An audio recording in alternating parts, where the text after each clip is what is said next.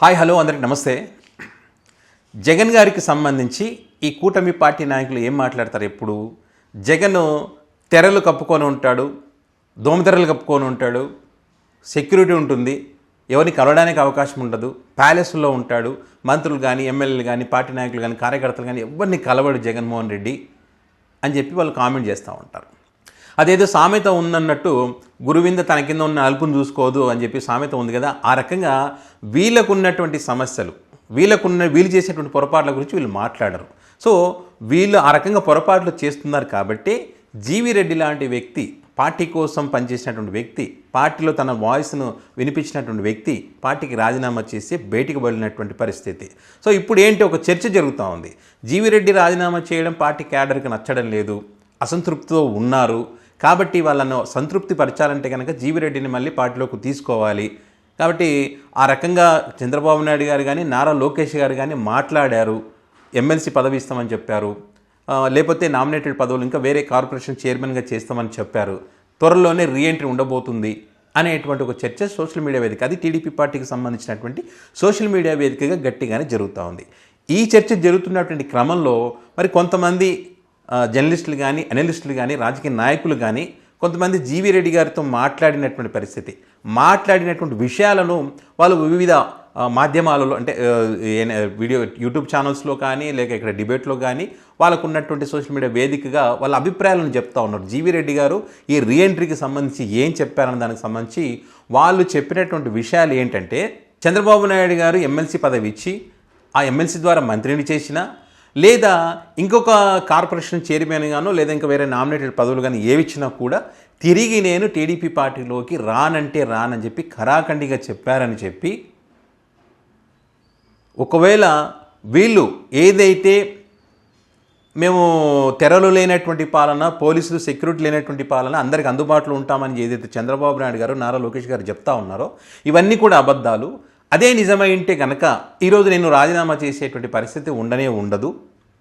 ఇక్కడ ఉన్నటువంటి సమస్యలు, ఈ కార్పొరేషన్లో జరుగుతున్నటువంటి అంశాలకు సంబంధించి వాటిని తెలుసుకునేటువంటి ప్రయత్నం, ఈ సమస్యల గురించి నేను ఎంతో చెప్పాలని ప్రయత్నం చేసినప్పటికీ కూడా పార్టీ కోసం తన వాయిస్ను నిజాయితీగా వినిపించినటువంటి నాకు మరి కార్పొరేషన్లో జరుగుతున్నటువంటి దానికి సంబంధించి వారికి వివరించే ప్రయత్నం చేయాలని చెప్పి చంద్రబాబు నాయుడు గారిది కానీ నారా లోకేష్ గారి కానీ అపాయింట్మెంట్ తీసుకుంటే అపాయింట్మెంట్ అడిగితే ఇవ్వనటువంటి పరిస్థితి ఉంది.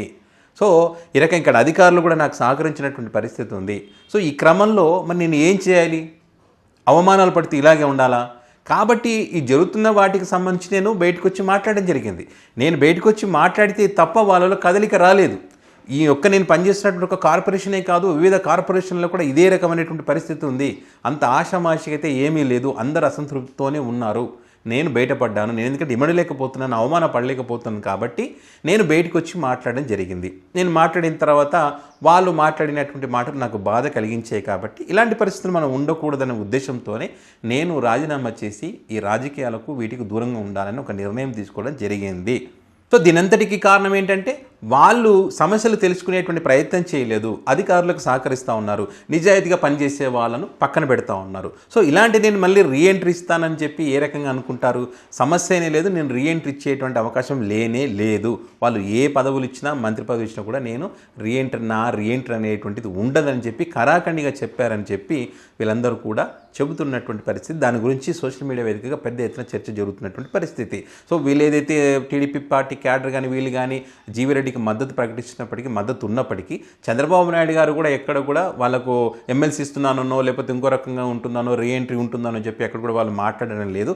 ఎందుకంటే నేను రావాలని కూడా వాళ్ళు కోరుకోవట్లేదు అనేటువంటి విషయాన్ని కూడా ఆయన ప్రస్తావించారని చెప్పి, సో కాబట్టి నేను వచ్చి అక్కడికి వచ్చి అవమానాలు పడి నేను నిజాయితీగా పనిచేయాలనుకున్నా, నిజాయితీగా పనిచేసే అవకాశం అక్కడ లేదు కాబట్టి నేను అవమానాలు పడదలుచుకోలేదు, నేను రానని చెప్పి ఈయన ఆ టీడీపీ క్యాడర్ ఏదైతే చర్చ జరుగుతూ ఉందో రీఎంట్రీ ఉందని చెప్పి వాళ్ళకు షాక్ ఇచ్చారనే విధంగా వాళ్ళకైతే పెద్ద షాక్ ఇచ్చారు జీవిరెడ్డి గారు.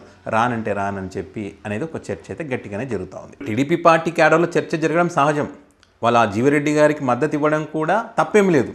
ఎందుకంటే జీవిరెడ్డి గారు పార్టీ కోసం కష్టపడ్డ వ్యక్తి కాబట్టి అలాంటి వ్యక్తికి అన్యాయం జరగకూడదని చెప్పి క్యాడర్ ప్రయత్నం చేస్తూ ఉంది. మరి ఈ క్యాడర్ ప్రయత్నం చేస్తున్నప్పటికీ కూడా చంద్రబాబు నాయుడు గారి ఆలోచన ఆ రకంగా లేదు కదా, మళ్ళీ తీసుకోవాలన్నట్టు ఆలోచన చేయట్లేదు కదా. దానికి కారణం ఏంటంటే మరి కార్పొరేషన్కి సంబంధించి గతంలోనే ఆయన మీద కేసు ఉన్నటువంటి పరిస్థితి ఉంది. మరి ఇలాంటి వ్యక్తి ఇక్కడ ఉన్నప్పుడు మరి గట్టిగా ఇంకా దీని గురించి ఎక్కువ మాట్లాడితే ఇంకా ఎక్కువ పెద్ద చర్చ జరిగే అవకాశం ఉంటుంది. కాబట్టి ఇది ఇక్కడితోనే పులి స్టాప్ పెట్టాలన్న ఉద్దేశంతోనే ఆయన పక్కన పెట్టారనేటువంటి అభిప్రాయాలు కూడా ఉన్నాయి. కాబట్టి ఆయన తిరిగి తీసుకుంటారని మళ్ళీ పిలిపిస్తారని రీఎంట్రీ ఉంటుంది అని అనుకోవడం పొరపాటే. ఈ క్యాడర్ అనుకోవడం తప్పులేదు, కానీ పైన అధిష్టానం మాత్రం ఆ రకంగా అనుకోవడం లేదని చెప్పి ఒక అభిప్రాయాలు అయితే ఉన్నాయి. కాబట్టి జీవీ రెడ్డి అనేటువంటి వ్యక్తి ఏదైతే మొన్న రాజకీయాలకు దూరంగా ఉంటానని ఏదైతే చెప్పారో దానికి కట్టుబడి ఉన్నారు. 100కి 200% రారు అనేటువంటిది ఆయనతో మాట్లాడినటువంటి కొంతమంది వ్యక్తులు చెబుతున్నటువంటి మాటలు. మరి మీరేమనుకుంటున్నారు? నిజంగానే కనుక మంత్రి పదవి ఇచ్చో లేకపోతే ఎమ్మెల్సీ చేసో లేదా రకరకాల పోస్టులు అవి ఇస్తామని చెప్తా ఉన్నారు కదా, చంద్రబాబు నాయుడు గారు ఆ రకంగా ఇచ్చేటువంటి అవకాశం ఉంటుందా? ఇస్తే మళ్ళీ ఆయన రీఎంట్రీ ఉండే ఛాన్స్ ఉంటుందా లేదనే దానికి సంబంధించి మీ అభిప్రాయాన్ని కామెంట్ రూపంలో పెట్టండి.